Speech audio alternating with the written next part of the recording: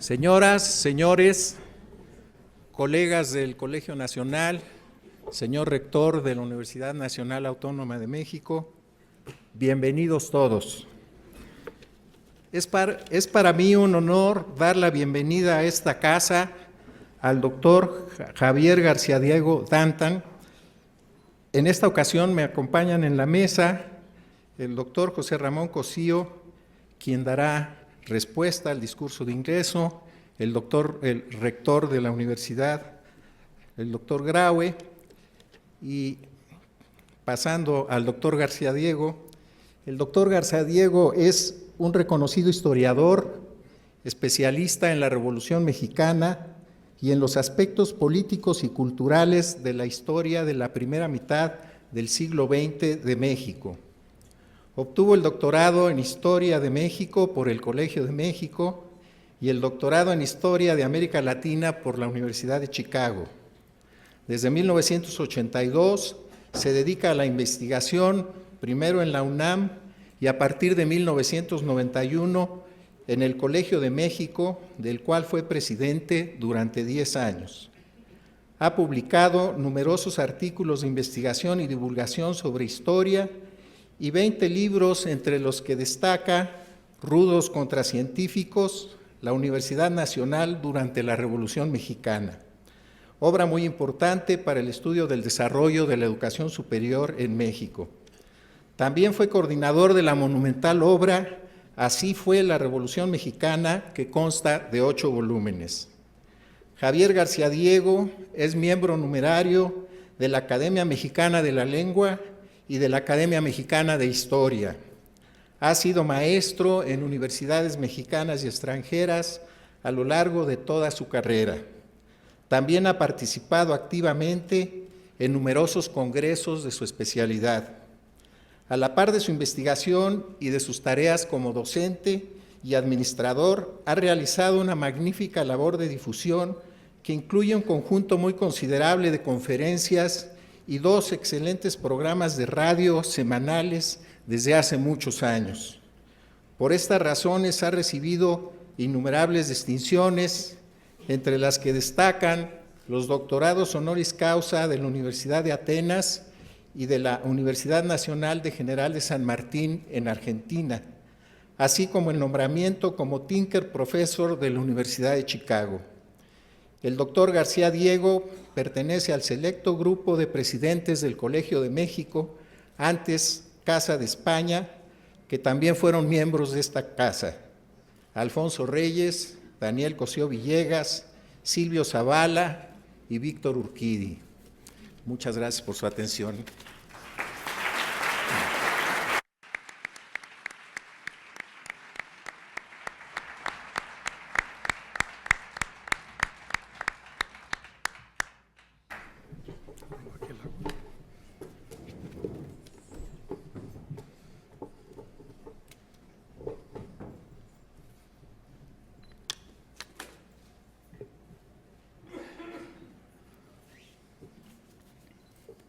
Muy buenas noches, gracias por estar aquí en esta ocasión tan importante para mí.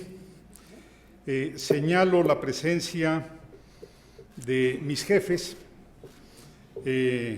Andrés Lira, director de la Academia Mexicana de la Historia, Jaime Labastida, director de la Academia Mexicana de la Lengua, el rector de la UNAM, Enrique Graue Vigers, rector, la presidenta del Colegio de México, Silvia Yorguli, y mi verdadera jefa, Lorenza, mi esposa, la jefa de jefas. Mis credenciales. Me recuerdo y me defino como un niño nacido a mediados del siglo XX en la entonces aireada, risueña y tranquila Ciudad de México. Mi familia pertenecía a la clase media y estudié en 2 escuelas privadas y religiosas, el Simón Bolívar y el CUM.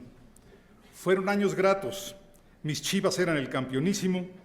Cada semana veía una película de vaqueros en el cine Vanguardias y disfrutaba ser Boy Scout. Luego, nuestras fiestas se amenizaron con música de los Beatles y los Rolling Stones. Sin embargo, al tiempo que crecí, el país dejó de ser un ejemplo de estabilidad y crecimiento, en tanto producto de una revolución más constructiva que radical, y empezó a padecer crisis endémicas. A principios de 1970 entré a la UNAM, a la Facultad de Ciencias Políticas, seguramente influido por el movimiento estudiantil de 1968. El cambio fue radical. Descubrí otro México, abrumado de problemas, autoritarismo político, corrupción, inicua desigualdad social y menosprecio por todo tipo de leyes y normas. No debo ni puedo exagerar mi pesimismo. Hubo dos elementos que enriquecieron mi vida para siempre. Uno fue haber pasado mi juventud al mismo tiempo que florecía la literatura latinoamericana. Sí, mi generación fue muy afortunada. Al revisar el anaquel de mi biblioteca destinado a dicha etapa literaria, me regocijo de poseer, sobre todo, primeras ediciones, trátese de Paz, Rulfo, Fuentes, Borges, García Márquez y Vargas Llosa, o de Pacheco, Pitol, Monsiváis y tantos más. Casi podría decir que crecí con los autores del boom, que maduré a su sombra, bajo su influjo. Además, en Ciencias Políticas descubrí mi vocación de historiador en las clases de Gastón García Cantú. Dado que nuestro aparato gubernamental carecía de justificación electoral y ya había perdido la legitimidad que le otorgaba la eficiencia, lo único que le quedaba era su prosapia histórica, no tanto porque todo político, entonces priista la inmensa mayoría, se creyera descendiente de Cuauhtémoc, Hidalgo, Morelos, Juárez, Carranza y Zapata. Por obvias razones, Madero tenía menos fieles, sino porque el gobierno reclamaba ser el continuador, ahora por vías pacíficas, del proceso revolucionario y de su proyecto reformador. Fue por esto que decidí hacer estudios de posgrado en Historia, porque esta era la única disciplina que me permitía entender el país y comprender mi propio tiempo. Creía firmemente que los mejores análisis políticos los hacían científicos sociales con armadura de historiadores, desde Pablo González Casanova hasta Arnaldo Córdoba, con Daniel Cosío Villegas como el ejemplo perfecto. No tuve dudas, pues no había alternativas. Dirigí mis pasos al Colegio de México para poder entender la reciente historia mexicana. Quería estudiar con Cosío Villegas, Luis González, Moisés González Navarro y Josefina Vázquez. Mis años estudiantiles en el colegio, entre 1973 y 1978, me marcaron para siempre. Para comenzar, descubrí a Alfonso Reyes como escritor y como creador de instituciones. También se hizo patente para mí el riquísimo legado de los intelectuales españoles exiliados en el país. Sobre todo, me hice historiador, pero no porque deseara conocer el pasado en cuanto tal, sino porque deseaba entender el presente, de dónde veníamos, cómo se había llegado a donde estábamos.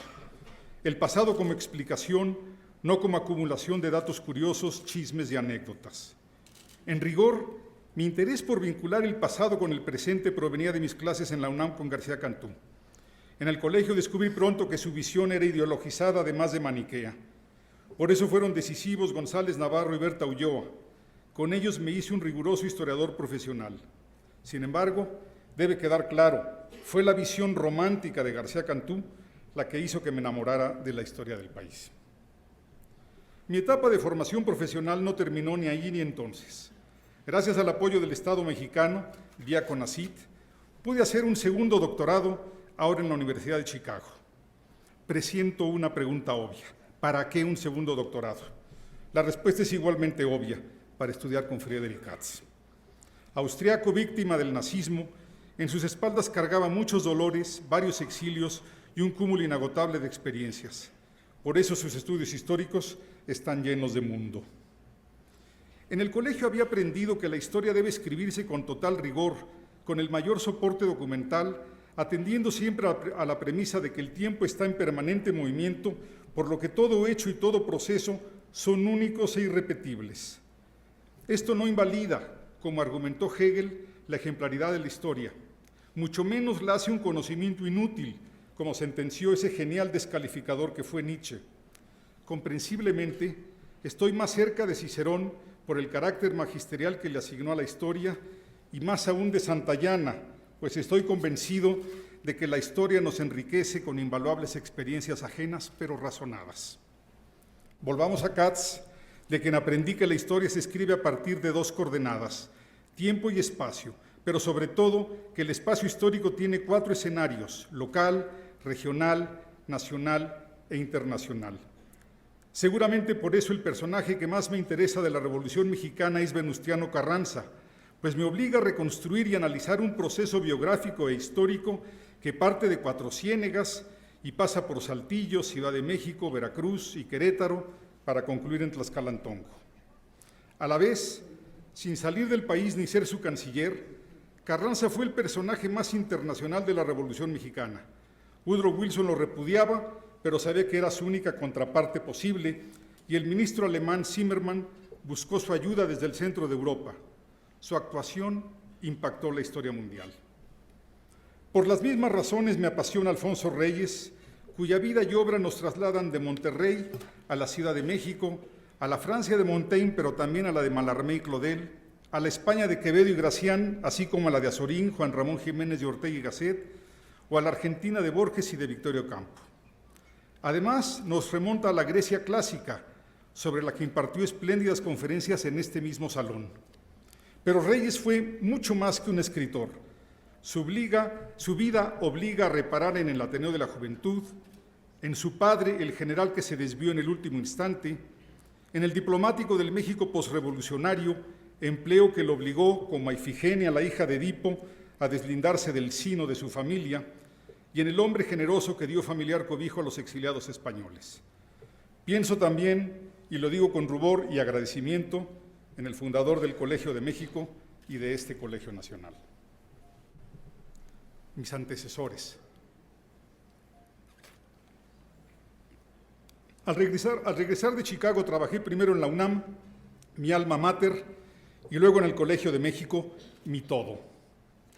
En él he sido alumno, profesor, director de Centros de Estudios Históricos, presidente y hoy de nuevo profesor. Para concluir la presentación de mis credenciales, refiero un par de coincidencias inexplicables. De la memoria paso al azoro.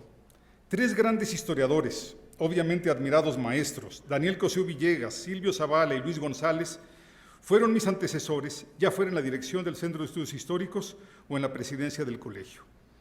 Sus mudos pero elocuentes retratos atestiguaron mis esfuerzos, me aconsejaron en los dilemas enfrentados en ambas responsabilidades y me reprocharon los muchos desaciertos. Hoy la diosa Fortuna viene a regalarme un destino inmerecido. ¿Cómo explicar que vuelvo a encontrarme con Cosío Villegas, Zavala y Luis González? No pretendo presentarme como su heredero, no lo soy. Tampoco puedo ufanarme de ser su discípulo directo, aunque tome clases con los 3. Soy continuador de sus afanes y he sido, y lo seguiré siendo, su meticuloso y agradecido lector. Al margen de sus diferencias cronológicas, temáticas y metodológicas, los 3 tuvieron un rasgo común. Además de intelectuales de inmensa calidad académica, fueron creadores de instituciones, hombres que asumieron grandes responsabilidades. Cosío Villegas construyó una institución, el Colegio de México, para que se hicieran diagnósticos rigurosos y las mejores propuestas para resolver los graves y hondos problemas económicos, políticos y sociales del país. Silvio Zavala organizó archivos y museos para rescatar y preservar nuestro pasado. Luis González hizo posible que el país fuera estudiado ya no como una entelequia uniforme, sino como una suma de ricos y variados componentes sociogeográficos. Habría que mencionar a un cuarto historiador de la tribu Colmeca, al D'Artagnan, parcialmente compañero, pero también antecesor. Me refiero a Enrique Krause, otro creador de instituciones, en su caso de la sociedad civil. En términos temáticos y cronológicos, Krause está más cerca de Cosío Villegas y de Luis González que de Zavala. Ha trabajado sobre todo el siglo XX y ha puesto gran atención a nuestra historia cultural. Afortunadamente, su futuro historiográfico está todavía abierto. Comparto su interés por la historia de nuestros intelectuales y si él ha dedicado enormes esfuerzos a la buena difusión televisiva de la historia, yo he intentado hacer lo propio en la radio. Envidio su capacidad para delinear bocetos biográficos y, como él, simpatizo con los personajes constructores de la historia, con los creadores. ¿Con cuál de estos 4 historiadores me identifico? ¿De quién me considero seguidor? ¿Cuál de ellos ha influido más en el desarrollo de mi propia obra? ¿Qué elementos he tomado de cada uno de ellos? ¿Con cuál tengo mayor deuda intelectual? Siempre me he esforzado para que mis escritos tengan una información tan amplia y sólida como los de Zavala, y me afano para que mi prosa sea tan grata como la de Luis González, aunque en términos geográficos nunca he aspirado a tener una perspectiva continental, Zavala, ni tampoco se me ha ocurrido hacer la historia de la colonia San José Insurgentes, donde nací y crecí, Luis González. En términos cronológicos, Zavala se interesó por los orígenes del país, mientras que Cosío Villegas lo hizo por la construcción del México moderno. Ciertamente me interesa más este último corte temporal, que fue también al que se dedicó Luis González y el que ocupa Enrique Krause. En cuanto a temas, me dedico a la historia política y también a la intelectual, no hacia la jurídica ni tampoco a la historia social. En síntesis, me identifico más con Cosío Villegas, de quien me sigue asombrando su capacidad para analizar y comprender la política, tanto la nacional como la diplomática. También comparto su interés por estudiar nuestro pasado como única posibilidad de comprender nuestro presente y de dibujar un mejor futuro. Don Daniel lo dijo en forma clarísima. Llegó un momento en que tuve la impresión de que no entendía lo que estaba ocurriendo en México. De allí me surgió la idea de que para entenderlo era menester echarse un poco atrás, ampliar la perspectiva histórica. Esto no significa que solo me interese la historia moderna y contemporánea, siempre parecida a Jano, viendo simultáneamente al pasado y al porvenir. Más que la distancia cronológica, me importa la pertinencia. Me parece inaceptable malgastar esfuerzos intelectuales y recursos públicos en investigar temas irrelevantes y frívolos. Ejemplos, no desperdicio mi tiempo en ellos. En una atrevida aseveración, Cosío Villegas aseguró que 1915 había sido el año más dramático de la Revolución Mexicana. En efecto, la guerra de facciones fue la más violenta y extensa en términos geográficos de todas las guerras de la década y la epidemia de tifo una de las más letales. No obstante, discrepo de él por dos razones.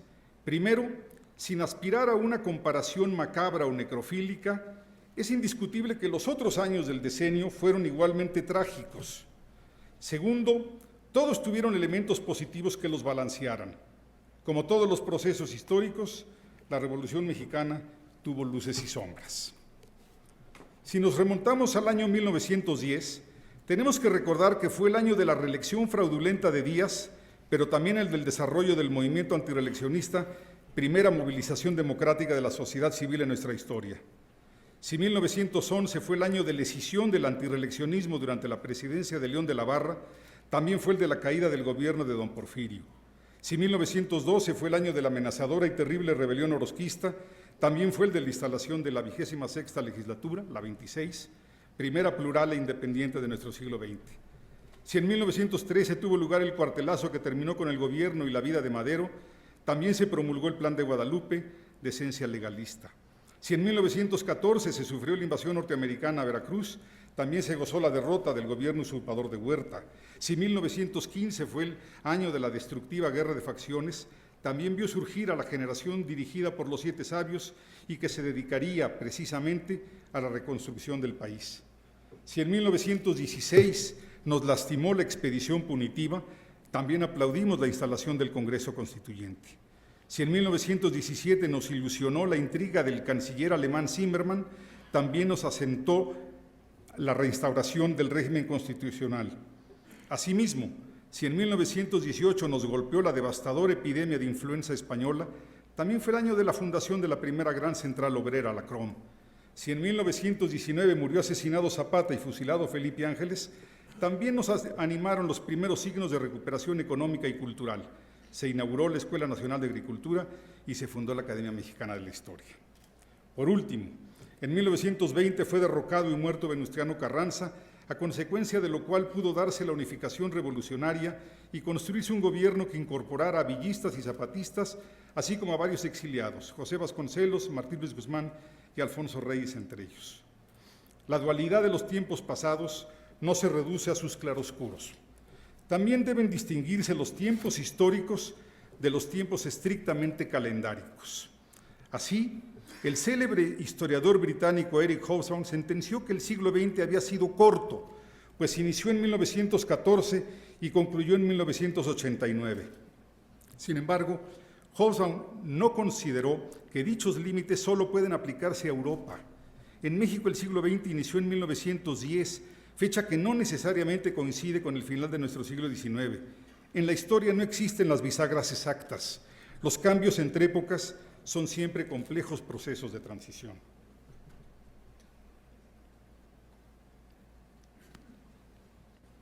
Es más, su complejidad aumenta si se hace intervenir al elemento espacial. Si el siglo XX comenzó para la Ciudad de México en 1910, no puede decirse lo mismo de la siempre ubica Cuautitlán. Reitero, mientras que el tiempo calendárico es único, los tiempos históricos son siempre múltiples y en buena medida su definición depende de la geografía. Otro vicio historiográfico que debemos erradicar es definir un periodo histórico a partir de un solo hecho. El año de 1910 no puede reducirse al 20 de noviembre, pues tuvo otros 364 días. 1917 no debe limitarse a la promulgación de la nueva Constitución y 1929 tampoco puede definirse con la fundación, tampoco puede identificarse con la fundación del PNR. Más aún, el sexenio de Lázaro Cárdenas no debería definirse solamente por la expropiación petrolera ni el de Díaz Ordaz o anatema por Tlatelolco. Un hecho, por importante que sea, nunca lo es más que el proceso del que forma parte. Los hechos históricos individuales pueden ser esmeradamente reconstruidos, pero sin su contexto resultan ininteligibles. Entrando en materia, la Constitución de 1917 no puede ser entendida si no se conoce todo el proceso revolucionario. 3. Mi tema y más preceptos. Concediendo sin aceptar que 1915 fue el peor año de la Revolución, no tengo la menor duda en afirmar que la Constitución de 1917 fue su principal aportación, su mayor y mejor legado. Lejos de intentar hacer un análisis de su contenido, como historiador me interesa dilucidar cómo fue que tuvo lugar en la segunda mitad de 1916 el Congreso Constituyente que la elaboró. A 100 años de distancia conviene analizar por qué dicha Asamblea Constituyente se realizó entonces, cómo se conformó, quiénes la integraron y cuál fue su funcionamiento. Un grave dilema enfrentaban Carranza y sus principales colaboradores. Sabían que a pesar de que la restauración de la Constitución de 1857 había sido la bandera de su lucha contra Huerta, ahora resultaba inaplicable para la nueva realidad del país, que llevaba 6 años inmerso en una profunda lucha social. La vieja Carta Magna les parecía inadecuada. Tenía que redactarse una nueva que diera amplias facultades al presidente, además de estar en consonancia con la reciente tradición presidencialista, más o menos desde Juárez y Díaz, e incluso con algunos rasgos de las épocas prehispánica y virreinal. El país requería de un mando superior que encabezara la reconstrucción postrevolucionaria. Para todos los políticos constitucionalistas, y en especial para Carranza, el ejemplo del fallido gobierno convencionista, en buena medida parlamentario de presidencia débil, era una clara advertencia disuasoria. Igualmente obvio era que restaurar la Constitución de 1857 hubiera sido un retroceso respecto a la compleja y rica normatividad con la que se había gobernado el país desde 1914. Piénsese en las adiciones al Plan de Guadalupe y en la Ley Agraria del 6 de enero de 1915. Piénsese en toda la nueva legislación decretada durante el llamado periodo preconstitucional entre 1914 y 1916 sobre temas y asuntos inexistentes en la Constitución de 1857, desde el petróleo hasta el problema obrero, ausencia de normatividad dramática durante los conflictos de Cananea y Río Blanco.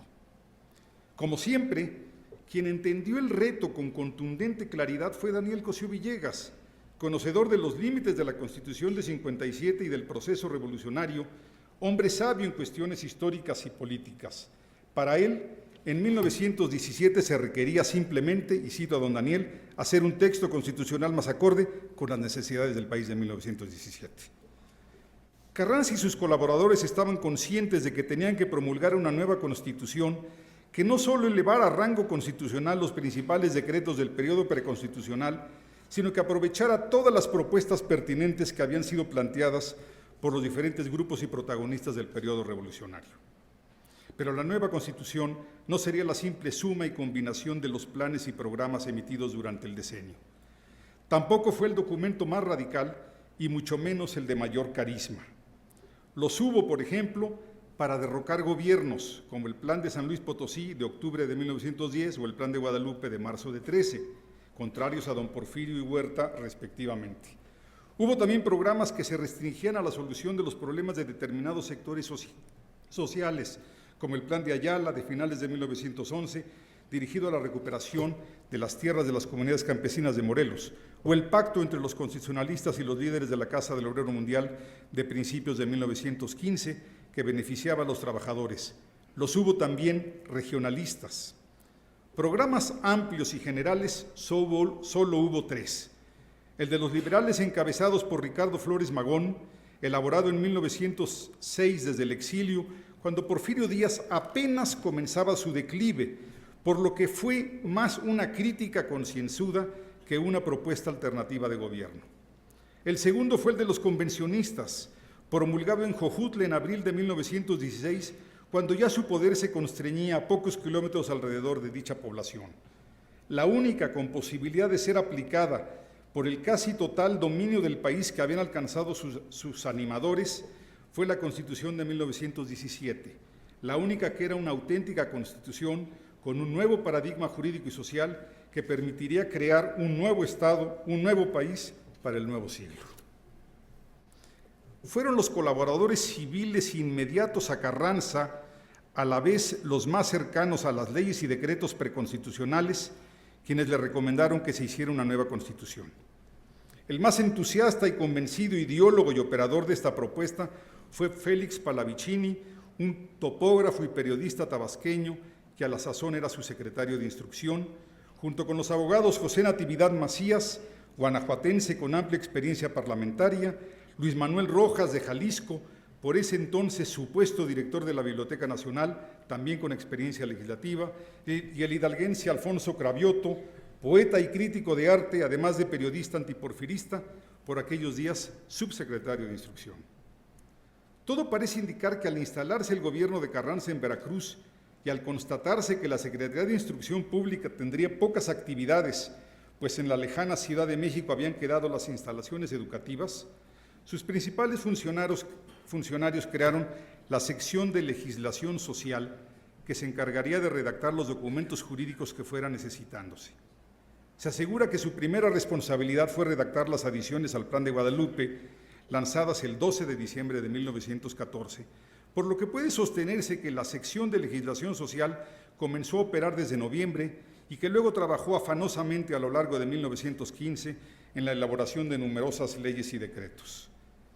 El empeño legislativo y gubernamental de los constitucionalistas era mayúsculo y generalizado, por lo que también los funcionarios de la Secretaría de Fomento dedicaron buena parte de su tiempo al estudio de leyes para los diversos ramos que le estaban encomendados.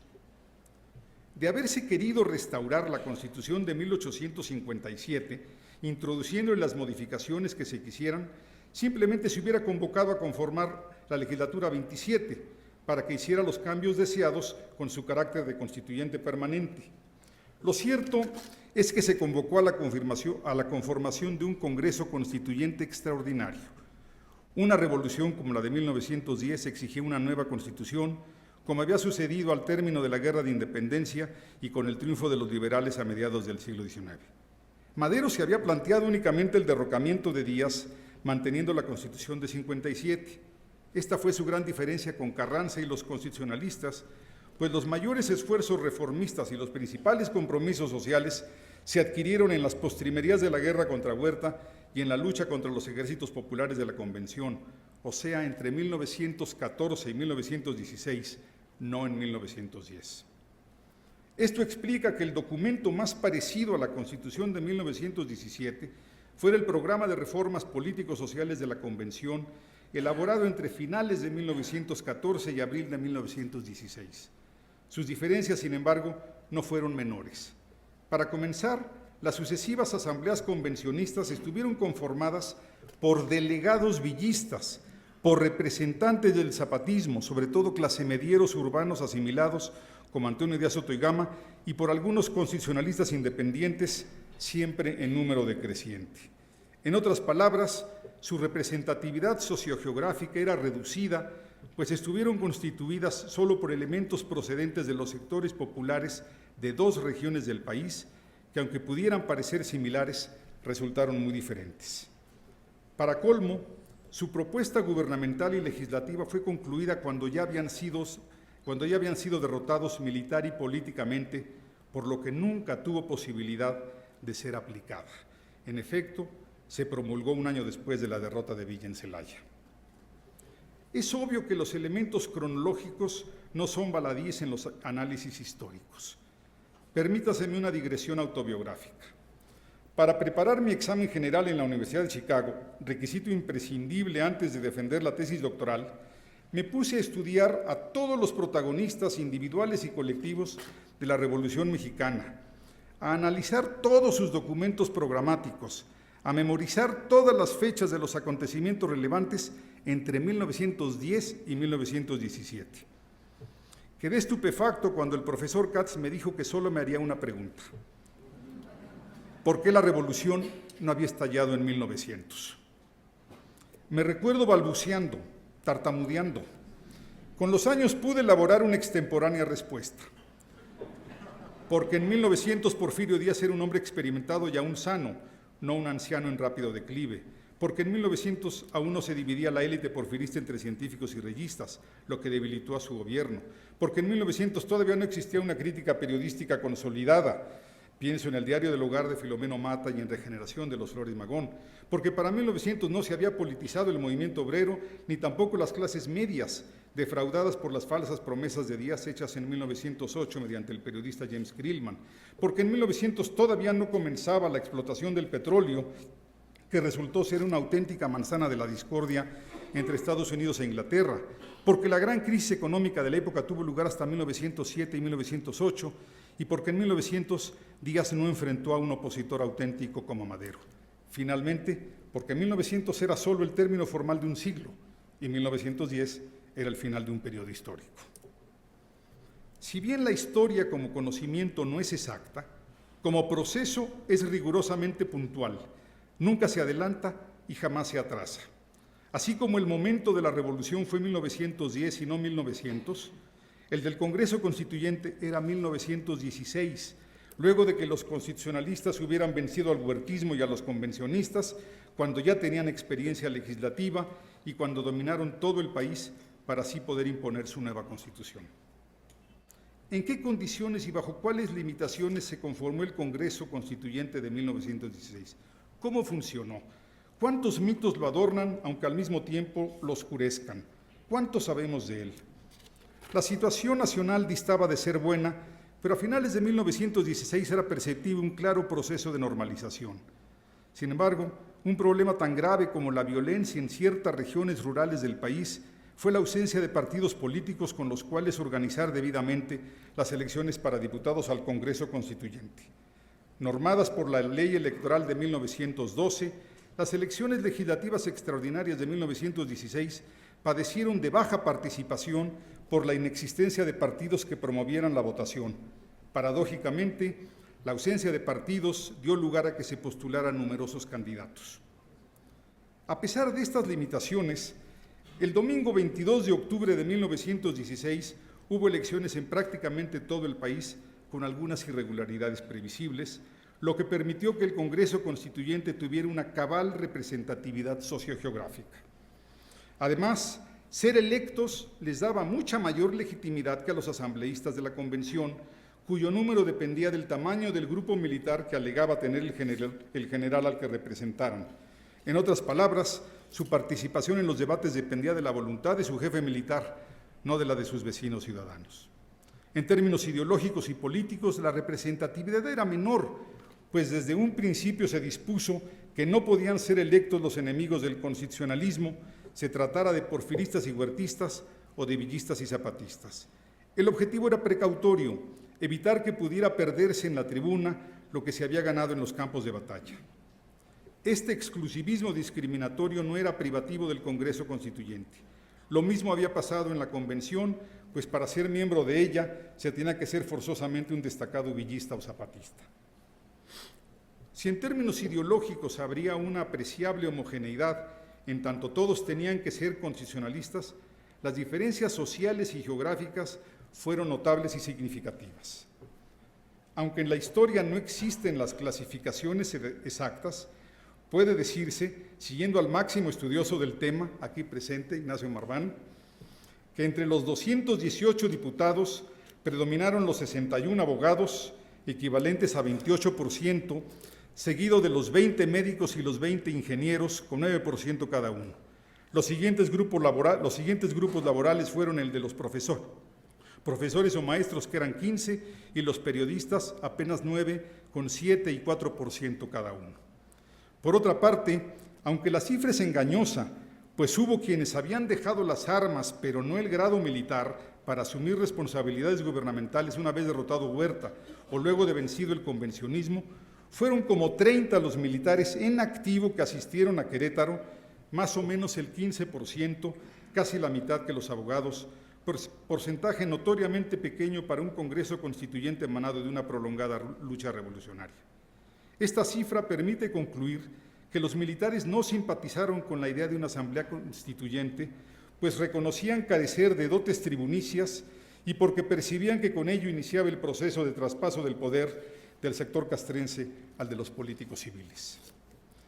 En todo caso, es evidente y sobre todo comprensible que varios de los supuestos militares que estuvieron en Querétaro cumplían más bien funciones políticas y administrativas dentro de la milicia, como lo prueba la presencia de varios jefes de Estado Mayor.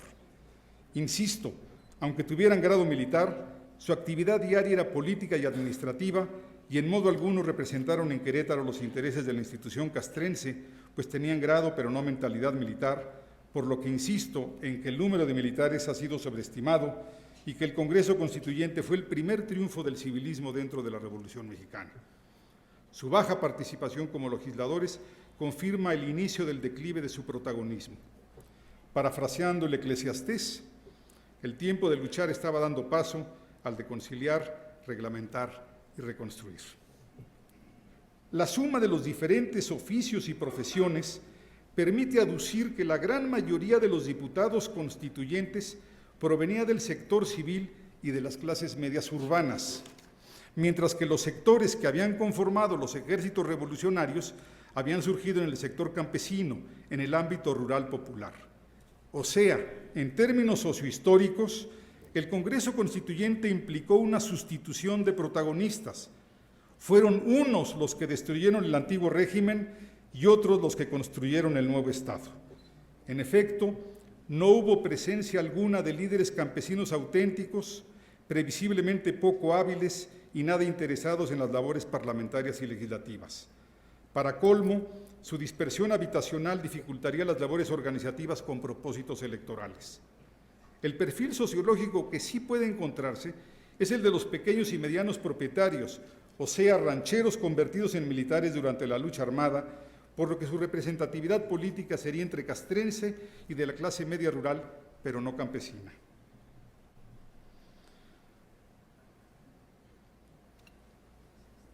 En forma aparentemente paradójica, a pesar de que México era un país rural con poca industrialización y escaso proletariado, este sector estuvo apreciablemente representado en Querétaro. La desproporción en la presencia de ambos sectores se explica por la mayor madurez ideológica y política de los líderes obreros, por su capacidad organizativa y por su relativa experiencia en cuestiones electorales. Es así que se registra la asistencia y participación de varios líderes obreros. Sin embargo, si se compara su número con el de los abogados, médicos, ingenieros, profesores y periodistas presentes, se tiene que concluir que el Congreso Constituyente estuvo dominado abrumadoramente por miembros de la clase media urbana. Esto obliga a reiterar nuestro argumento. Si los ejércitos que derrotaron al antiguo régimen, el de Díaz y Huerta, estuvieron conformados por elementos del sector popular rural, quienes construyeron el nuevo Estado mexicano provinieron de las clases medias urbanas. En términos geográficos, la representatividad también fue contradictoria, puesto que los diputados constituyentes fueron electos según la ley electoral de 1912, que prescribía que el número de diputados dependía del tamaño de la población de cada entidad, pues con base en ella se armaban los distritos electorales. En consecuencia, los estados más poblados tuvieron más diputados. Dado que la densidad demográfica no depende de la extensión territorial, resulta que los estados norteños enviaron a Querétaro pocos diputados. Durango 7, Coahuila 6, Sonora 4 y Chihuahua 1. En cambio, Hubo entidades del centro del país con hasta 21 representantes, como Jalisco, seguido de Guanajuato con 19, Puebla y Veracruz con 18, Michoacán con 16 y la Ciudad de México con 14. Los datos son reveladores. Solos Jalisco o Guanajuato, de escasa participación en la lucha armada, tenían más representantes que la suma de los estados norteños que se caracterizaron por su nutrida militancia en el proceso bélico. Del mismo modo, la capital tuvo exactamente el doble del estado norteño con mayor número de representantes, que fue Durango. Así, los estados que sostuvieron a los ejércitos que lucharon contra Díaz Huerta no fueron los mismos que aquellos de donde procedió la gran mayoría de los diputados que elaboraron la nueva Constitución. Esta fue redactada mayoritariamente por diputados del centro del país, los que enfrentaban una problemática social y tenían una cultura política diferente a la de sus compañeros norteños, al margen de que su grado de participación en la lucha había sido radicalmente menor. Por lo que se refiere a Morelos, otro estado de amplia participación en la lucha revolucionaria, su reducido tamaño, su población predominantemente rural y la lucha armada que tenía lugar en la región, igual que en el caso de Chihuahua, explican que solo haya enviado a Querétaro 3 diputados, procedentes significativamente de distritos electorales ubicados en Cuernavaca, Jojutla y Cuautla. La amplia diversidad geográfica y laboral se contrapesaba con un elemento unificador. Ya fueran abogados, médicos, periodistas o militares, y ya procedieran del norte, centro, sur del país, una amplia mayoría de los constituyentes no solo no eran enemigos del constitucionalismo, sino que eran parte de su aparato gubernamental, tanto local como federal. En otras palabras, predominaron los burócratas, sobre todo del nivel federal, lo que permite asegurar que todos estos tenían una perspectiva estatista. Dicho en términos muy concretos, la mayoría de los constituyentes eran colaboradores de Carranza. En términos aún más directos, sus empleados. Remarcar el carácter clasemediero urbano de los constituyentes, la mayor presencia de legisladores procedentes de entidades que no habían tenido una fuerte participación en la lucha revolucionaria y el predominio de burócratas no implica bajo ningún concepto deslizar un reclamo descalificador contra nuestra Constitución. Simplemente así fue como se conformó nuestro Congreso Constituyente. Confío en haber explicado las causas de ello. Desgraciadamente, no son pocos los historiadores en México y el mundo que descalifican los procesos históricos en los que no hayan destacado los grupos sociales con los que se identifican y simpatizan. Del mismo modo, rechazan los diagnósticos, planteamientos y propuestas que no coinciden con su propia ideología. Aquí hubieran preferido que triunfaran los convencionistas, como si la historia fuera un asunto de preferencias y simpatías. Además de puntual, la historia como proceso es asombrosamente exacta. Los resultados de los conflictos históricos dependen del capital político, económico, social y cultural de sus actores. En la historia como proceso no existe el hubiera. Por lo mismo, en la historia como conocimiento tampoco debería existir. Lo mismo el debió ser así. Esto no es historia, es ucronía. Gravísimo y muy peligroso error el de aquellos colegas que creen que su ideología política está por encima de la realidad histórica. Lo mismo pienso de quienes creen que su capacidad literaria les permite alterar la realidad pasada. Ajeno a todo determinismo, creo que el futuro es modificable, el pasado no. Además de convocar a elecciones extraordinarias para conformar el Congreso Constituyente, Carranza y sus principales colaboradores se dedicaron a preparar esmeradamente la reunión, tomando varias decisiones concretas que aseguraran su buena marcha y el control de la misma.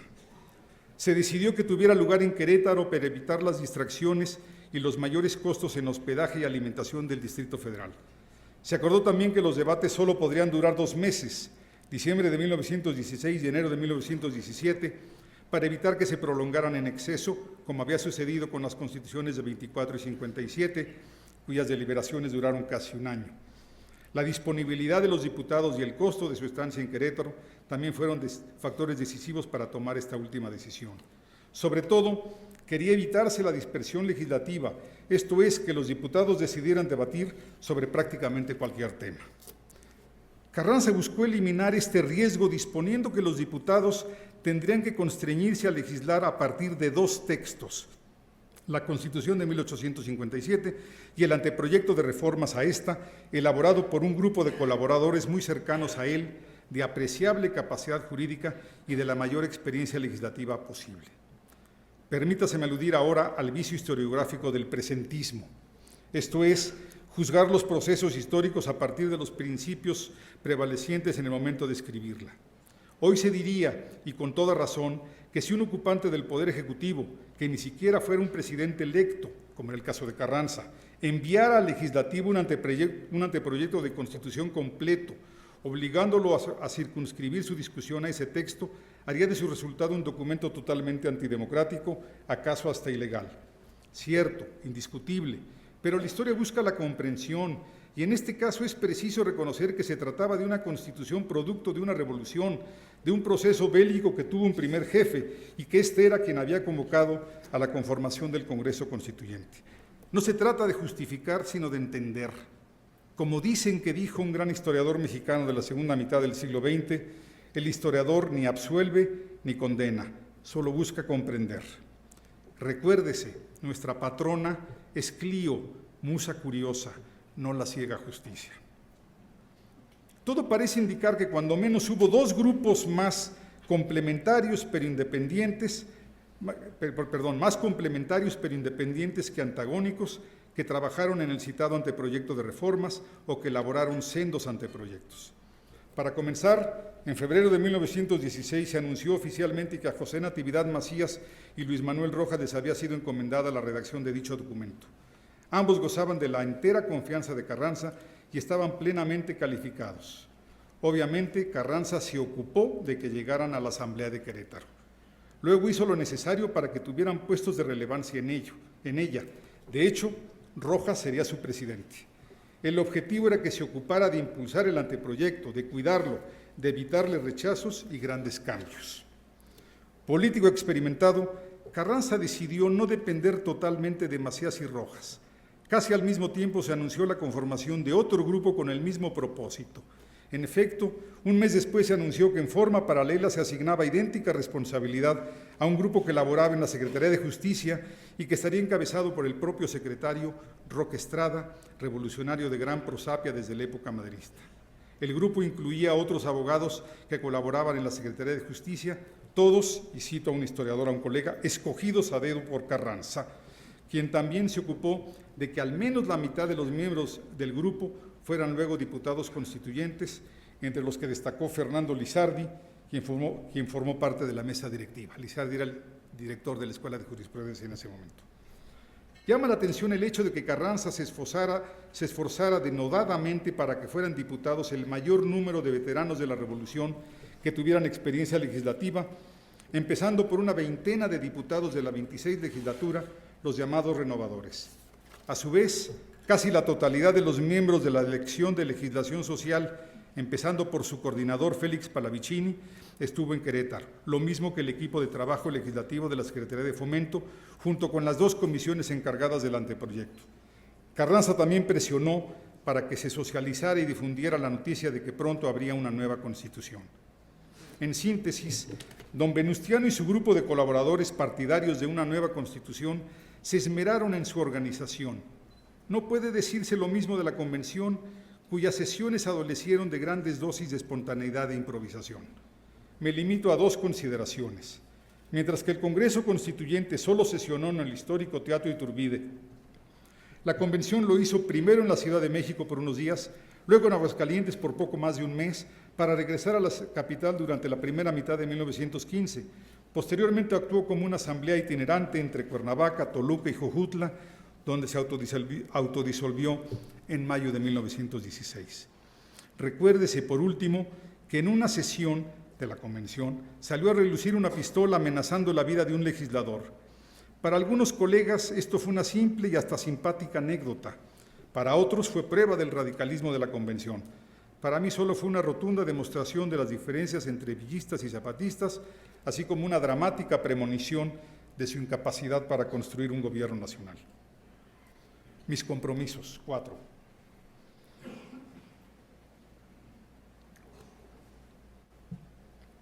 Fue así como se conformó nuestro Congreso Constituyente.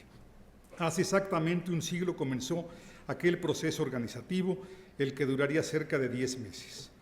No puedo ni quiero soslayar el carácter conmemorativo de mis anteriores palabras. Seguramente varios colegas arquearon las cejas, hicieron una mueca o esbozaron una sonrisa entre desaprobatoria y compasiva. Cierto es que Luis González era un crítico socarrón de la historia de bronce, calendárica. Sin embargo, él mismo reconocía que era peor la amnesia histórica. Estoy convencido de que los historiadores profesionales debemos aprovechar las efemérides históricas importantes, pues en esos momentos contamos con apoyos presupuestales del gobierno o de las instituciones educativas, con la fugaz simpatía de los medios de comunicación y con un mayor interés de la sociedad mexicana, que es finalmente la que nos hace posibles y a la que debemos nuestros esfuerzos. Es indiscutible que la conciencia histórica del ser humano, de todas las culturas, es épica, patriotera, antigubernamental y calendárica. Nuestra principal función social es refinar dicha visión de la historia. No necesito recalcar que un ser humano con una adecuada conciencia histórica tiende a ser un mejor ciudadano y que la democracia solo se construye con buenos ciudadanos. Aquí radica el valor público de la historia. Claro está que soy contrario a confundir historia con hagiografía, abocada a crear altares patrios pletóricos de santos y beatos cívicos, pero soy igualmente contrario a toda versión satanizada de nuestra historia, plagada de una caterva de personajes safios, venales, traidores, corruptos, concupiscentes y asesinos. La historia no debe ser un libro de páginas de oro, pero tampoco de páginas negras. La historia oficial, que yo prefiero llamar gubernamental, pues también las instituciones y hasta los movimientos sociales suelen tener sus historias oficiales, no se rebate con una pueril historia oposicionista a ultranza. La llamada historia oficial tampoco se desmiente con la muy socorrida y popular historia con personajes de carne y hueso, porque lo que se identifica con la carne, ambición, envidia, sexo, entretiene, pero no explica. Y en cuanto a los huesos, porque si los historiadores no somos novelistas, tampoco somos investigadores forenses. La llamada historia oficial no es la única amenaza a nuestra disciplina. También son un peligro el anticuarismo, que solo concibe desde pretensiones aristocratizantes y culturalistas un pasado inerte, y la nostalgia, que ingenuamente cree que los tiempos pasados fueron mejores, sin darse cuenta de que solo fueron pasados, esto es, necesariamente distintos. La alternativa a estas historias, si concedemos llamarlas así, es simplemente la buena historia, pertinente, rigurosa y sugerente. Recuérdese siempre que la historia consiste en la reconstrucción, comprensión y explicación de procesos pasados significativos. Permítaseme decir para concluir que la inexplicable invitación que se me hizo para formar parte de esta nobilísima y sabia institución es el mayor estímulo que haya podido recibir para continuar investigando y analizando la historia reciente del país y para seguir difundiendo los resultados obtenidos.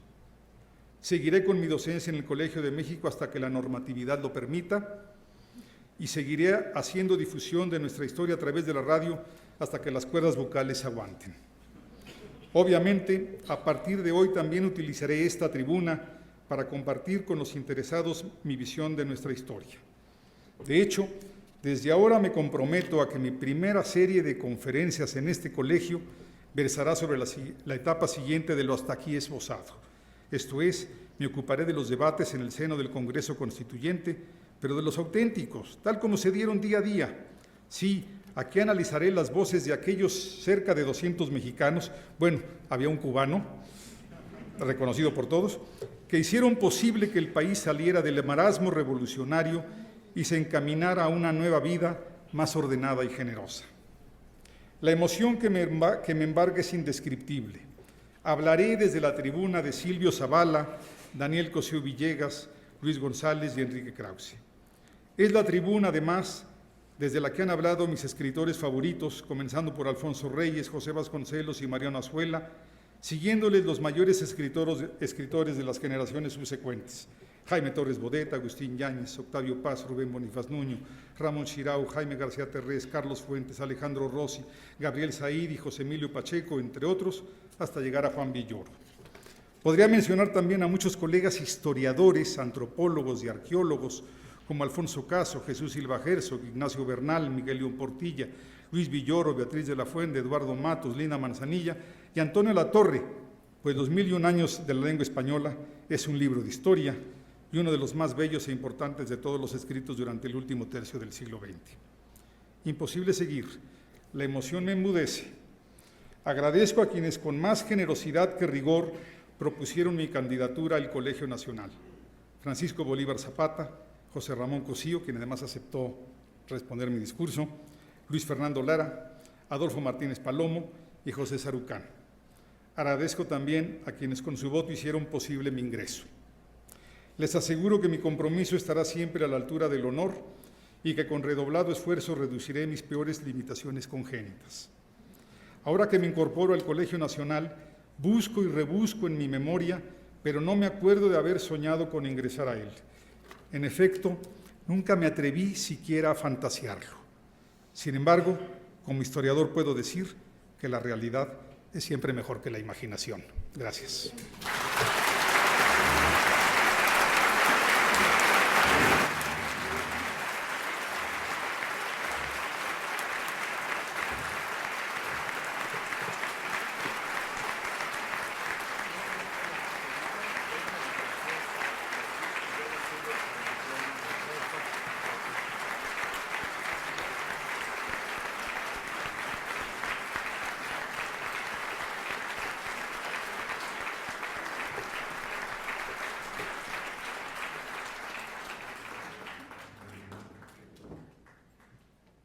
El doctor José Ramón Cosío dará respuesta al discurso de ingreso del doctor Javier García Diego.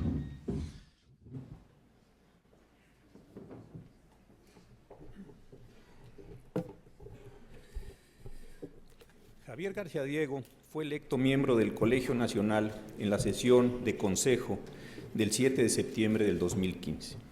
Al saber el resultado, pensé en este día.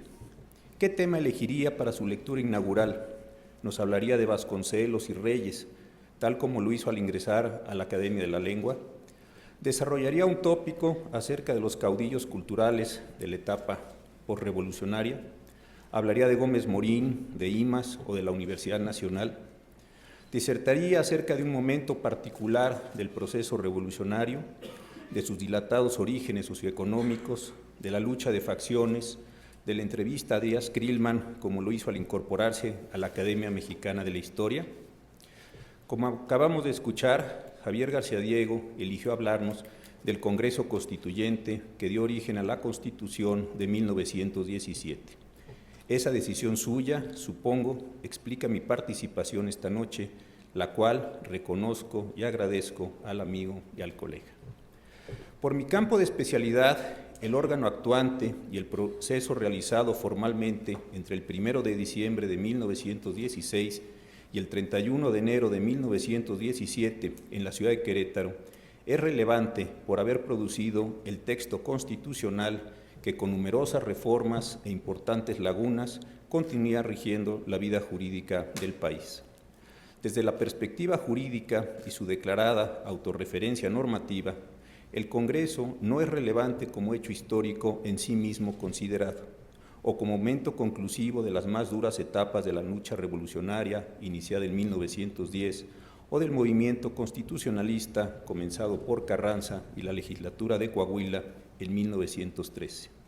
Tampoco lo es por los hechos acaecidos antes de su comienzo, el Plan de Guadalupe y sus modificaciones, la amplia legislación preconstitucional, la legislación electoral o la convocatoria y verificación de las elecciones son relevantes para nosotros porque nos llevan a Querétaro y de ahí a la Constitución.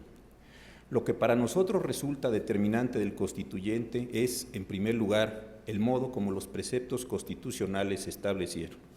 Provinieron directamente del texto de la Constitución de 57 sin modificación alguna, fueron presentados por Carranza en su informe por estar previstos en su anteproyecto de reformas, los introdujeron y por qué alguna de las comisiones, los propusieron algunos de los grupos de trabajo constituidos para resolver los complejos problemas enfrentados, primordialmente el laboral y el agrario, derivaron de las discusiones mismas.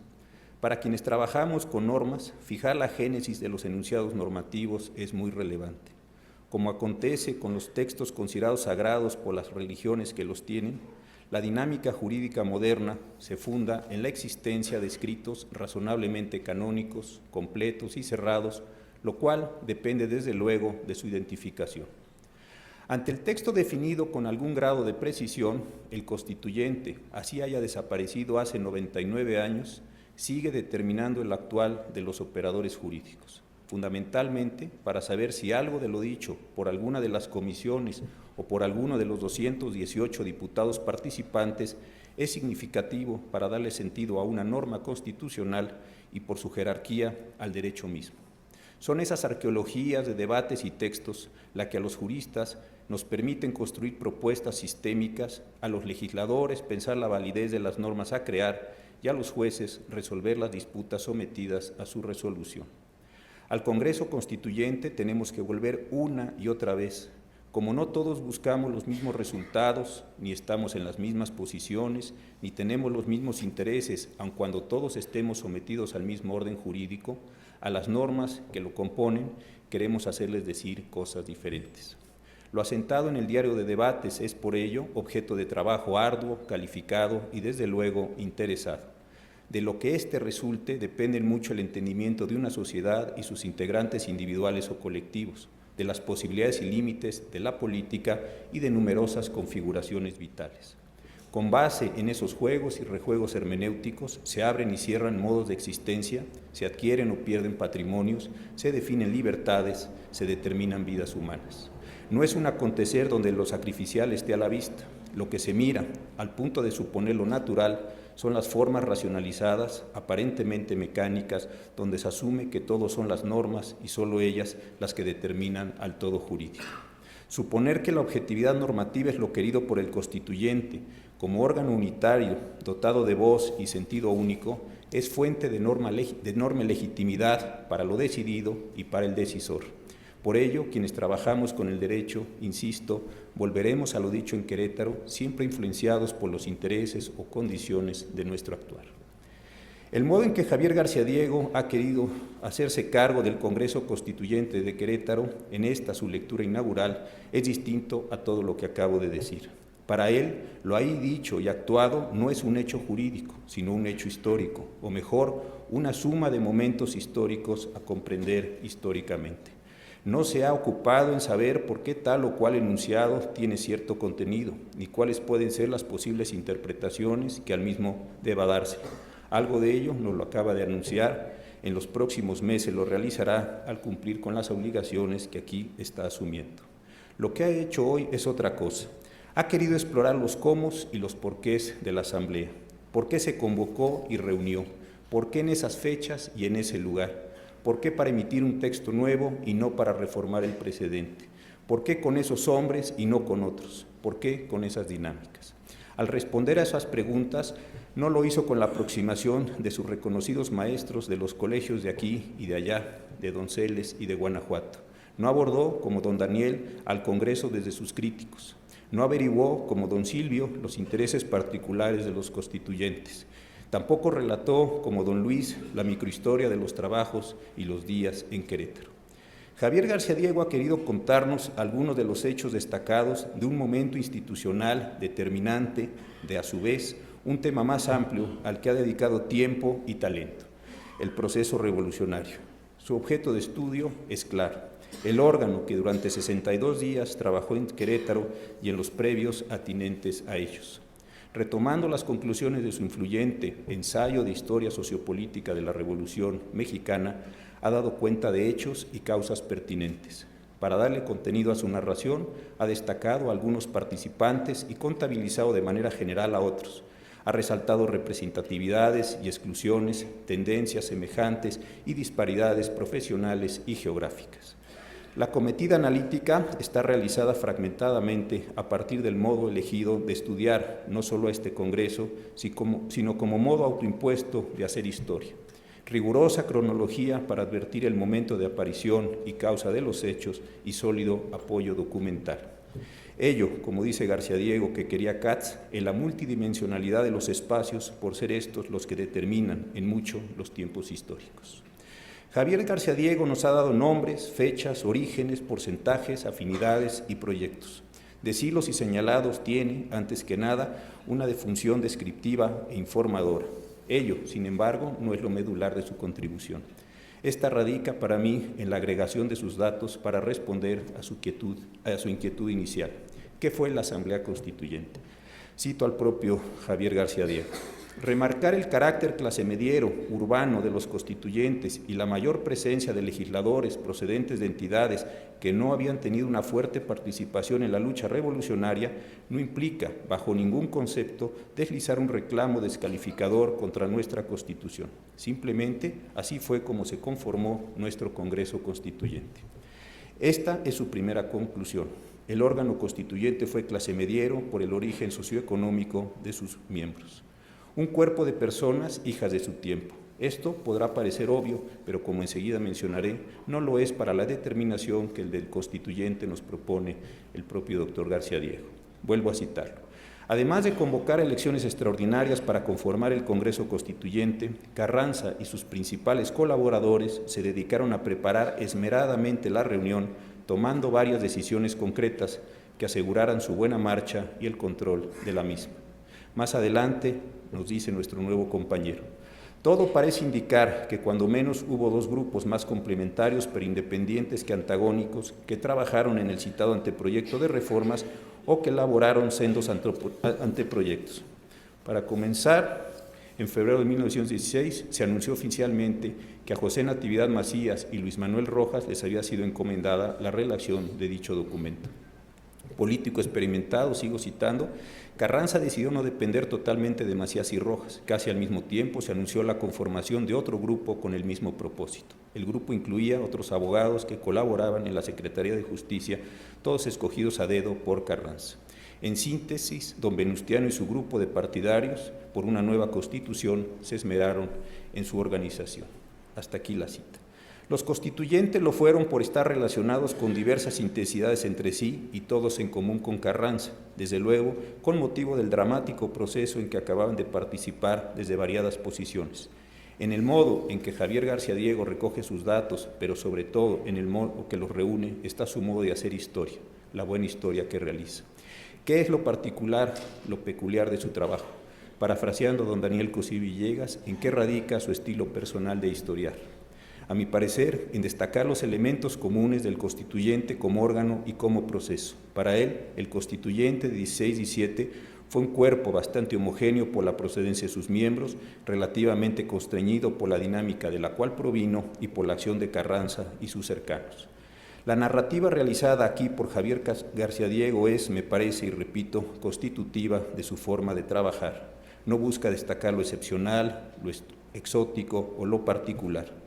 Busca lo común, lo concurrente, lo general, pienso que bajo la idea de que así logra una mayor cercanía con los hechos y por lo mismo mayor objetividad. Para precisar esa su aproximación, cabe preguntarnos si es posible considerar al Congreso Constituyente desde una perspectiva distinta a la por él utilizada. La respuesta es evidentemente sí. Ello, por ejemplo, para destacar que el cuerpo actuante fue más complejo o diferenciado en procedencia y objetivos o inclusive antagónico por filiaciones. Es posible, en efecto, que para demostrar fracturas o diferencias se destaquen las dificultades iniciales para acreditar a los renovadores, se identifiquen algunos diputados como jacobinos o los orígenes sindicales, mineros o ferroviarios de otros, o para citar una última posibilidad, se aluda a la integración de la primera comisión en contra de lo propuesto por el presidente Rojas. Para llegar a esa conclusión, no sería justo aludir a los debates en el modo en que, por ejemplo, Niemeyer lo ha hecho, pues Javier García Diego no ha recurrido a ellos para construir su propuesta. Él ha optado por considerar únicamente condiciones integrativas y organizativas. Con los debates como material, hay quienes considerarían posible ir más allá de los Pallavicinis, los Colungas o los Lizarde para incorporar las especificidades discursivas de quienes como Jara, Mújica o Fernández Martínez han sido considerados como radicales. También podría insistirse en la tesis de Bojorquez para mantener la diferencia entre carrancistas y obregonistas y desde ahí concluir que el Congreso y la Constitución estuvieron influenciados por ellas. ¿Qué diferencia a una y otra historia, o ahora a uno y otro constituyente? me parece que el modo de aproximación. Por una parte, puede atenderse a datos pertinentes, rigurosos, constatados y contrastados, y por otra, se puede llegar a él presuponiendo una intencionalidad, unos orígenes o unos fines. En el primer caso, los elementos considerados y las conclusiones serán puestas a la vista para favorecer su examen y, realizado que sea, inferir conclusiones. En el segundo, los datos serán incorporados a una narrativa general para demostrar que efectivamente las cosas sucedieron tal como fueron postuladas. Nadie puede suponer un conocimiento perfecto del pasado, una reconstrucción total de las cosas sucedidas. Esta misma condición lo impide. Sin embargo, sí resulta posible ordenar el campo de trabajo, transparentar las hipótesis y las fuentes y presentar los resultados de modo abierto y claro. A ello llamamos objetividad y a ella aspiramos los cultivadores de cualquier ciencia o conocimiento. Mucho de lo que entre nosotros se ha escrito del proceso constituyente ha sido bajo la clave de los orígenes o de los fines. El actuar de la Asamblea en su conjunto queda marcado por el primer levantamiento, por lo publicado en Regeneración, por los muchos y disímbolos planes y programas emitidos, por lo propiciado y construido por Madero y hecho por Carranza, Villa, Zapata o por cualquier otro caudillo o líder. Una línea de continuidad se postula como prácticamente perfecta, predestinada a llegar, más allá de decisiones, contradicciones y cambios, al destino al que finalmente se arribó. Esta construcción tiene mucho que ver con lo que Javier García Diego llama presentismo. En tanto a la Constitución y a su órgano creador se le asigna sentido a partir de acontecimientos posteriores, primordialmente la inexorable marcha de una revolución hecha régimen. Una historia ideologizada deforma aquello que pretende explicar. El hecho histórico no alcanza a ser reconstruido, es caricaturizado. En esa deformación todo queda perfectamente acomodado. Los actores tienen roles prefijados, las menores cuestiones encajan de manera completa en una gran y preconcebida imagen. Ello es grave para la historia, desde luego. Esta noche, Javier García Diego lo ha considerado así al hablar de las maneras negras, oficiales, de carne y hueso o de bronce de hacer historia. Volviendo a lo que conozco un poco más, la deformación ideológica del constituyente y de su constitución ha tenido efectos prácticos en modo de ser de nuestra vida política y jurídica. La suposición de que ese texto era un proceso permanente que siempre e inequívocamente recogía las aspiraciones del pueblo de México o un conjunto de decisiones políticas fundamentales que no podían ser cambiadas sino mediante un nuevo levantamiento armado, obedecieron a esas posiciones. Retardos en la construcción de posibilidades democráticas o en el establecimiento de un Estado de Derecho son deudoras del modo como el constituyente y su obra fueron mayoritariamente concebidos. Decía yo que para los juristas el constituyente es un acontecer primordialmente jurídico, y ello es verdad. Sin embargo, buena parte del entendimiento que de él tenemos como acontecimiento histórico depende del modo como los historiadores lo han determinado y presentado. En ello, creo, no hay contradicción.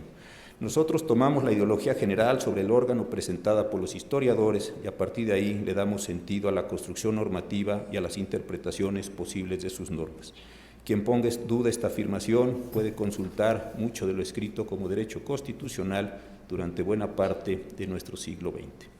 El proceder de Javier García Diego pretende no ser ideológico. Él trata de construir su objeto de estudio con base en los elementos, fuentes y métodos que dejó en claro en su discurso, los cuales he querido destacar en el mío. Que su quehacer busque apartarse de lo ideológico no implica que carezca de dimensión política. Por el contrario, mucho de lo que él ha hecho y seguirá haciendo al tratar el constituyente tiene un hondo significado de este tipo. Al desmitificar al Congreso por el origen de sus miembros, por el modo de su integración, por el carácter de los debates, desmitifica también a la Constitución. Ella podrá ser vista como una construcción de su tiempo o como un modelo para resolver los problemas de entonces, pero no como parte de una inexorable marcha del devenir nacional. Esta forma de abordaje es de la mayor importancia en la actualidad.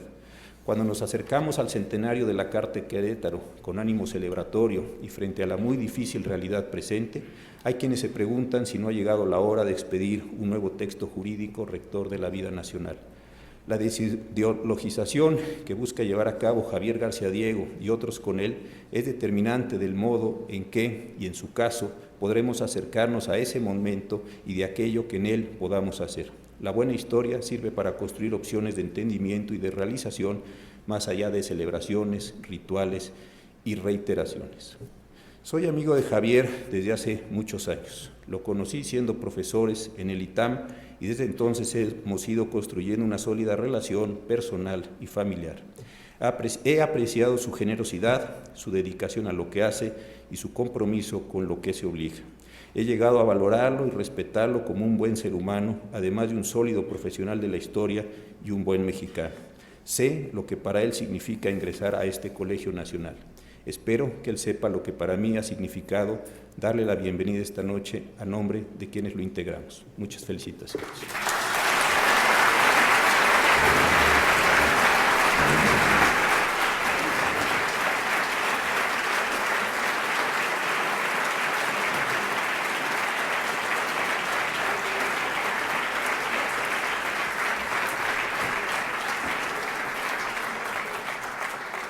Ahora invitamos a nuestro nuevo miembro que por favor tome aquí la silla que le corresponde y también adelante.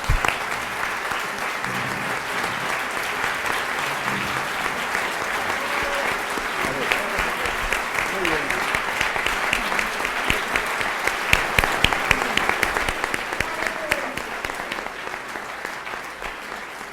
Aquí le otorgo dos distintivos que demuestran que es miembro de este colegio, un pergamino firmado por las autoridades del colegio y también tenemos un distintivo que es muy difícil de colocar. Voy a ver si lo logro. Si no, a ver, intentemos. Aquí ya está. Ahora el otro, creo que lo estoy poniendo al revés. Si no se cae, es que se tuvo éxito. Si se cae, no, creo que tuvo éxito. Muy bien, pues felicidades nuevamente a nuestro nuevo miembro del colegio. Bravo.